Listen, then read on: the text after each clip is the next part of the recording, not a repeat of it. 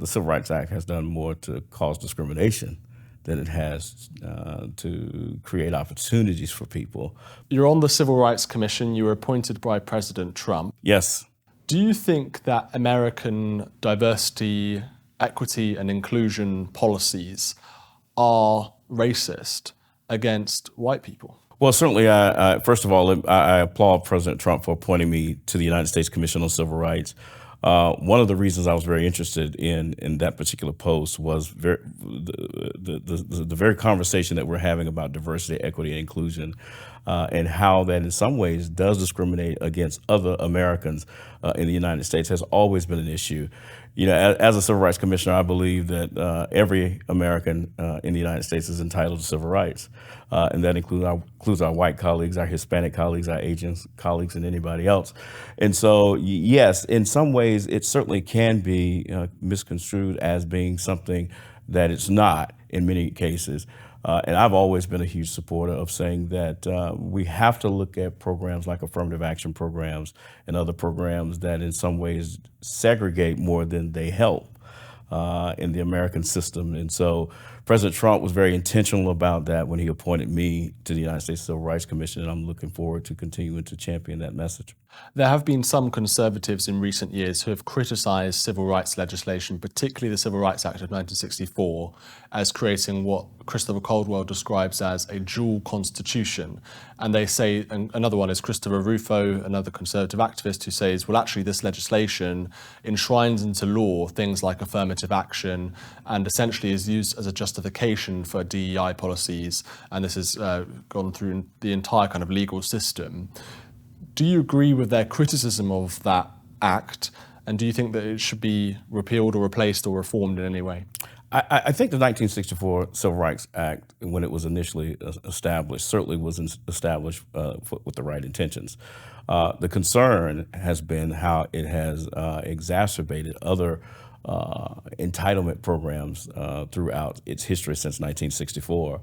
And I think we do need to go back and look at some of the expanded entitlements that the Civil Rights Act has in some ways created some very huge disparities in our country that quite frankly, many on the Civil Rights Commission has had a lot of concern about, particularly for those of us that are conservatives. And so we're working every day to try to make sure that we work with our colleagues on the other side to make sure that the Civil Rights Act is intentional for what it was designed to be in 1964. If you fast forward that to 2024, you know, there are lots of conversations about whether or not we have reached a point in America in terms of whether or not we even need a Civil Rights Act. And there have been a lot of conversations about that. What do you think? Well, I think that it certainly needs to have some reforms. There's no question about that. I think when I see things like what policy has done to exacerbate some of the more, you know, how would I describe this? More of the social issues that is in many ways have been more detrimental to the act than anything. That has caused me great concern, and in many ways, when we look at things like affirmative action and some of those older policies that, quite frankly, may not be relevant today, those are things I think we have to look at. Because the argument is that if you got rid of the Civil Rights Act, businesses and so on wouldn't suddenly segregate people into various different groups. You know, this isn't the 60s, this isn't the 50s anymore, we've moved on. And certainly if any companies did do that, I think they would get completely prosecuted in the press and by just people's you know, moving with their feet sort of thing. Well, absolutely. You know, I've often said, particularly in higher education, for example, that I think the Civil Rights Act has done more to cause discrimination than it has to create opportunities for people, particularly in where we are today. And so you're right. You know, corporations and companies, when the Supreme Court recently issued their action on affirmative action regarding higher education, you saw companies immediately start to ban their DEI programs, right, all across the United States. So that lets you know that they didn't abandon integration or looking at opportunities to bring in minorities, they just simply said these designations really don't make a lot of sense today. And I think there's some merit to that conversation. And part of what we've looked at on the Civil Rights Commission is how do we make sure that every American in the United States, that we appreciate and we honor every American civil rights. Certainly, again, some conservatives argue that we've seen this rise of so-called anti-white racism, anti-white discrimination. You can look at university admissions, or you can look at job applications, and people preferring or discriminating against people for being white because they say we need more diversity and we need to select these other groups, even if, let's say, they have lower exam results, GPAs and so on, then we should select them because they're more disadvantaged because of their race. So do you think that we're seeing a kind of odd reflection of the Jim Crow laws of the 1940s, 50s, 30s and so on, but sort of against whites in some way through the DEI, through these kind of affirmative action policies, or is that going too far? Well, I don't know if it's going too far, but I certainly think that we have to begin to just take a look at the entire spectrum of civil rights right now. I heard a comment made earlier today that Joe Biden, our current president, was at Morehouse College, and he talked to the student. Morehouse is a historical black college in the United States in Atlanta, and the president talked about the days of Jim Crow, and he talked about all of the things that happened in the 1960s. Well, those students turned their backs against the president, those African American students, because those things aren't as relevant as they were during those times. That was a very different era. Today, we have to begin to reimagine what those policies not only look like for Americans today, but more specifically African Americans and other minorities in this country. I have a phrase that I often coin that, it seems to me that many of these designation programs like affirmative action and others do more discriminating than help.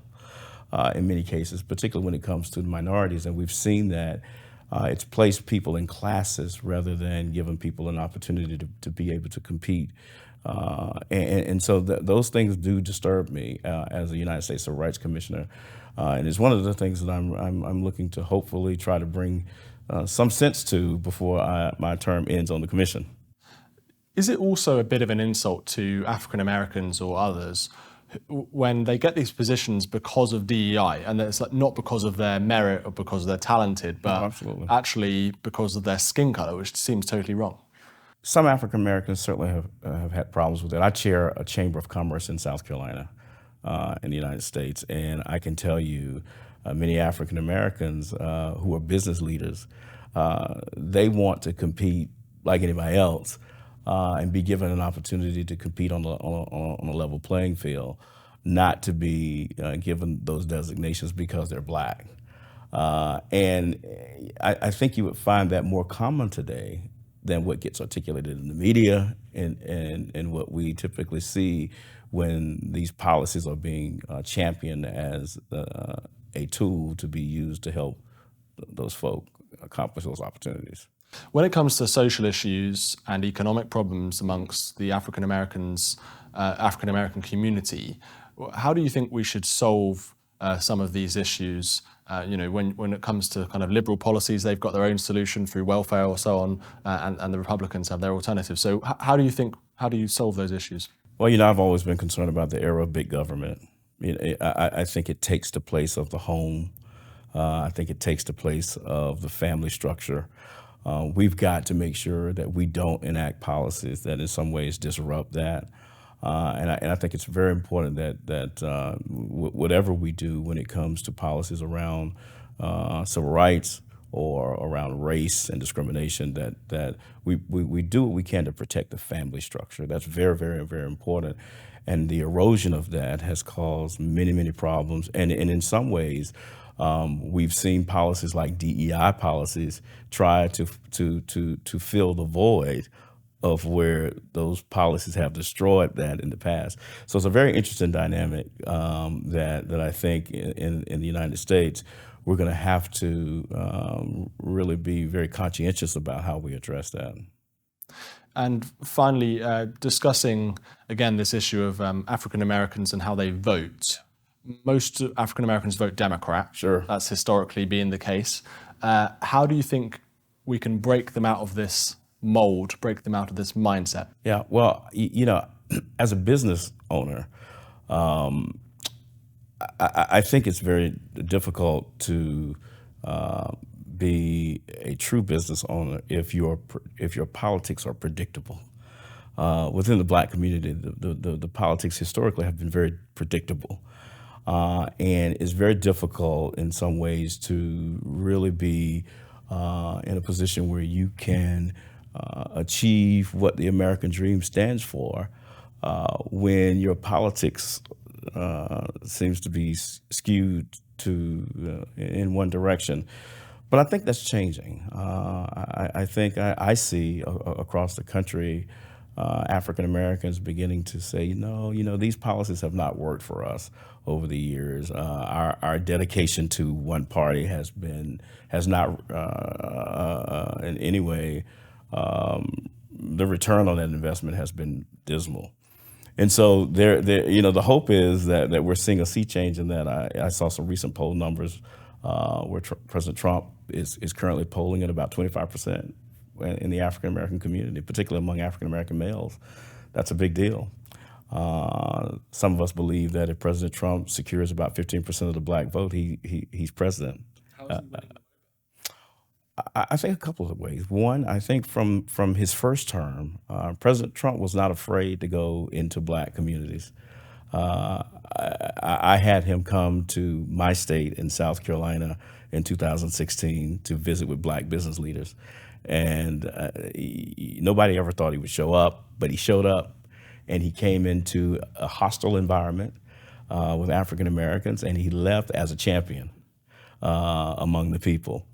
And I tell you what, when people had the opportunity to not only visit with him during those times, but when he became president, the president of the United States had an open door policy to African Americans, to African American historical Black colleges in the United States. His policies were very intentional about breaking down the high unemployment rate in the African American community.